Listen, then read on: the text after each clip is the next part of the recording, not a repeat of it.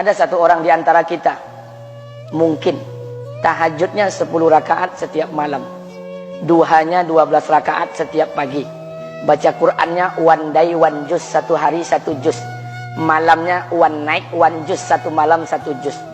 Satu keluarga di antara kita nih puasanya luar biasa Senin Kamis. Satu keluarga berpuasa Senin Kamis. Tak cukup puasa Senin Kamis, dia puasa Nabi Daud. Sehari puasa, sehari tidak, sehari puasa, sehari tidak. Tak cukup dia puasa Nabi Daud, dia puasa-puasa sunnah lainnya.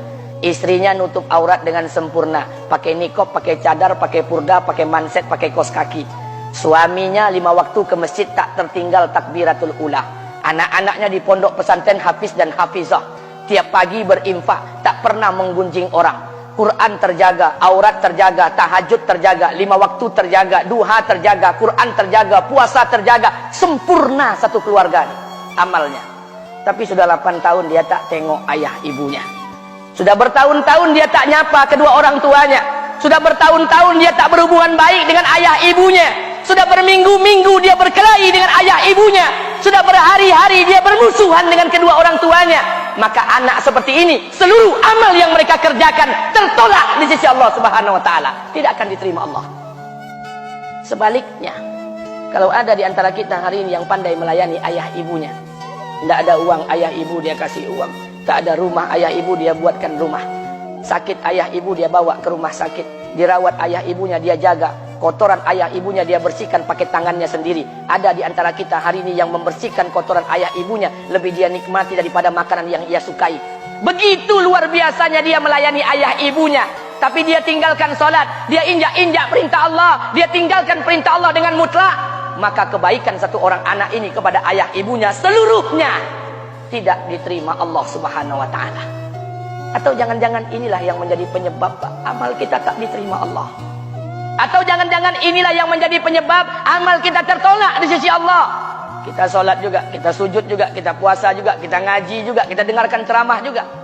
Maka oleh karena itu, Pak, Bu, ayah kita tuh tinggal di kampung, ayah ibu tinggal di kampung sana. Terkadang ayah ibu kita tak sekolah, SD, SMP, SMA tak tamat. Dia sekolahkan kita SD, SMP, SMA, S1, S2, S3 dengan harapan hidup kita lebih baik daripada keadaan dia sekarang.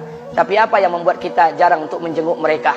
Saya ingin sampaikan buat kita bersama. Ayah ibu kita tak tahu kita ni eselon 1, eselon 2, Pak. Ayah ibu kita tak tahu pangkat PNS kita 3A, 3B, 3C, 3D, 4A, 4B, 4C, 4D.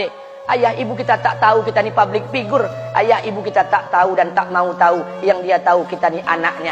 Ayah ibu kita tak tahu kita punya sawit berapa. Ayah ibu kita tak butuh mobil kita. Dia tak butuh rumah kita. Tapi yang dia butuhkan kita. Apa yang membuat kita jarang untuk menjenguk mereka? Tahun 2016 di Masjid Damai Langgeng, saya diundang ceramah di sana. Habis pulang ceramah, saya baca WA SMS. Ada seorang ustadz Pekanbaru kirimkan WA dengan saya. Saya baca 2 kali, air mata saya menetes. Kenapa? Karena WA itu berisi cerita satu orang ibu sedang menelpon anaknya. Ibunya nelpon anaknya. Assalamualaikum nak. Waalaikumsalam, kata anaknya. Kata ibunya, nak, sudah 1 bulan kau tak tengok ibu. Apa yang membuat engkau berhalangan, nak? Apakah kau sibuk dengan pekerjaanmu? Minggu yang kedua ibunya telepon lagi. Assalamualaikum nak, kata anaknya. Waalaikumsalam. Kata ibunya, nak, ibu dapat kabar apa engkau baru beli mobil baru. Apa betul nak? Kata anaknya, betul bu. Kata ibunya, alhamdulillah nak, ibu bangga kau pandai menyenangkan hati anak istrimu. Minggu yang ketiga ibunya telepon lagi. Assalamualaikum nak, kata anaknya. Waalaikumsalam. Kata ibunya, nak, ibu dapat kabar bahwa engkau baru beli rumah baru. Apa betul nak? Kata anaknya, betul bu. Kata ibunya, alhamdulillah nak, ibu senang kau bertanggung jawab dengan anak istrimu. Minggu yang keempat ibunya telepon lagi. Assalamualaikum nak. Waalaikumsalam. Kata ibunya, nak, tadi ibu pergi ke pasar, ibu jumpa temanmu di pasar. Kata temanmu di pasar, temanmu banyak bercerita tentang kamu. Kata temanmu tadi, kamu baru beli anak anjing seharga 40 juta dari negeri Belanda. Apa betul nak? Kata anaknya, betul. Kata ibunya, nak, dengarkan pesan ibu untuk terakhir kalinya. Apa pesan ibunya? Wahai anakku, engkau pelihara 1 ekor anjing. Kau siapkan harga anjing 40 juta. Kau siapkan rumah untuk anjingmu depan rumahmu. Kau jaga anjingmu pagi, siang, dan sore. Kau mandikan anjingmu pagi, siang, dan sore. Kau kasih makan anjingmu pagi, siang, dan sore. Demi Allah nak, dengarkan pesan ibu untuk terakhir kalinya. Apa kata ibunya? Demi Allah nak, demi Allah. Kalau seandainya Allah menciptakan ibu, kalau seandainya Allah menciptakan ibu untuk yang kedua kali di muka bumi ini nak, demi Allah, ibu tak ingin terlahir sebagai manusia. Ibu ingin lahir sebagai seekor anjing, biar berada depan rumahmu dan melihat wajahmu setiap hari. Ibu kita tak butuh harta kita, Pak. Dia tak butuh uang kita, dia butuh kita. Apa yang membuat kita jarang untuk menjenguk mereka? Pantas hidup kita tidak berkah, pantas rumah tangga kita tidak sakinah, karena hubungan dengan ayah ibu kita rusak selama ini. Masih ada kesempatan, masih yang jauh telepon, yang dekat kunjungi mereka. Demi Allah, kita butuh keberkahan doa mereka. Yang sudah meninggal, ziarahi kuburnya dan doakan mereka. Imam As-Syafi'i berkata, apa kata Imam As-Syafi'i? Manusia zalim, manusia bodoh, kalian tak tahu apabila ayah dan ibu kalian mengangkat tangan di malam hari, dia berdoa kepada Allah untuk anaknya. Doanya cuma sekali, malamnya cuma sekali, hanya sekali saja doanya. Apa kata Imam Syafi'i? Sekali doa ayah dan ibu kalian sudah cukup bagi Allah untuk menjadikan kalian anaknya berkah dunia akhirat. Hari ini berapa banyak doa ayah dan ibu kita, tapi tidak ada keberkahan buat anak mereka. Kenapa? Hati mereka tersakiti. Maka pulang, Pak, cari mak bapak kita. Kita punya rumah hari ini, Bu, kita punya rumah, punya harta, punya uang, punya pekerjaan, punya kekayaan, punya sawit. Kita jadi orang hari ini, jadi pegawai, bukan kena sarjana kita, Pak. Kita jadi orang hari ini bukan kena otak kita. Kita jadi orang hari ini bukan kena kepintaran kita.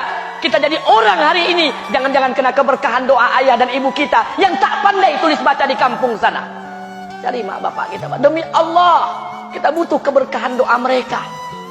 Apa guna di kehidupan dunia sementara Allah tidak ridho dengan kehidupan kita? Pantas amal kita tertolak di sisi Allah. Maka pulang ke rumah, cari mak dan bapak kita yang masih hidup, duduk bersama mereka. Kalau seandainya kita tak bisa membahagiakan mereka, jangan pernah menyusahkan mereka. Kalau seandainya kita tak bisa membuat mereka tertawa, jangan pernah membuat mereka menangis. Demi Allah, kita hanya punya satu ayah kandung, kita hanya punya satu ibu kandung. Tidak akan ada ayah kandung yang kedua, tidak akan ada ibu kandung yang kedua. Harta kita cuma satu, ayah kita cuma satu, ibu kita cuma satu. Tidak akan ada ayah kandung yang kedua, tidak akan ada ibu kandung yang kedua. Pangkat jabatan bisa dicari, harta bisa diraih, kesempatan membahagiakan ayah dan ibu kita hanya sekali di kehidupan dunia ini, Pak. Pulanglah. Ketika mereka memanggil, tinggalkan istri, tinggalkan pekerjaan, tinggalkan semua proyek kita. Demi Allah, datangi mereka. Kata Nabi, sesaat kalian duduk bersama ayah dan ibu kalian akan mendatangkan keberkahan. Kenapa kalian tidak duduk bersama mereka? Jangan-jangan inilah yang menjadi penyebab amal-amal kita tertolak di sisi Allah.